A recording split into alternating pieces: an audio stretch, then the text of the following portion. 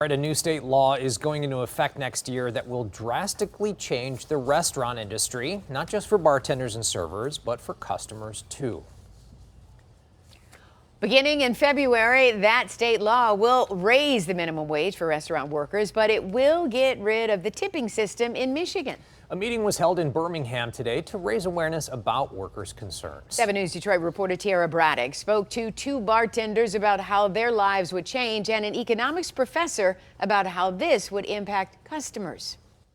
On Friday, bartenders and servers from across Metro Detroit gathered here at Townhouse in Birmingham to make their voices heard about a new state law that would get rid of the tipping system.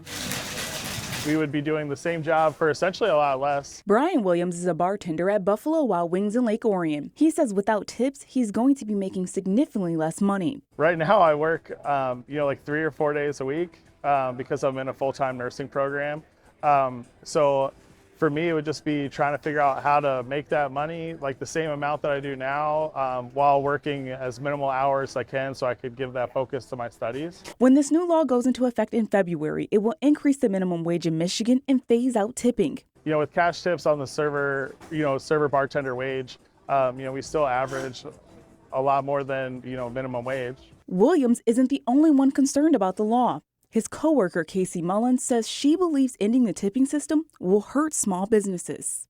Small businesses already barely have enough money to pay the servers the minimum wage that it is right now, and they're not going to get as good clientele coming in to pay their servers because the servers won't be there anymore for them. So a lot of small businesses will have to close their doors. I wanted to know how getting rid of tipping would impact customers, so I reached out to Shushan Danagolian, an economics professor at Wayne State. So from a customer's point of view, what they can expect to see is the introduction of a service fee within their restaurant bill.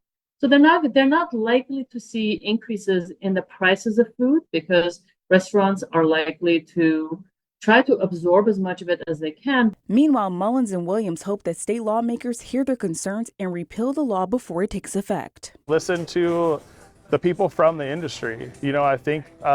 I think maybe this was started with good intention. I just don't think that there's enough voice from the community. In Birmingham, Tara Braddock, 7 News Detroit. Tara, thank you.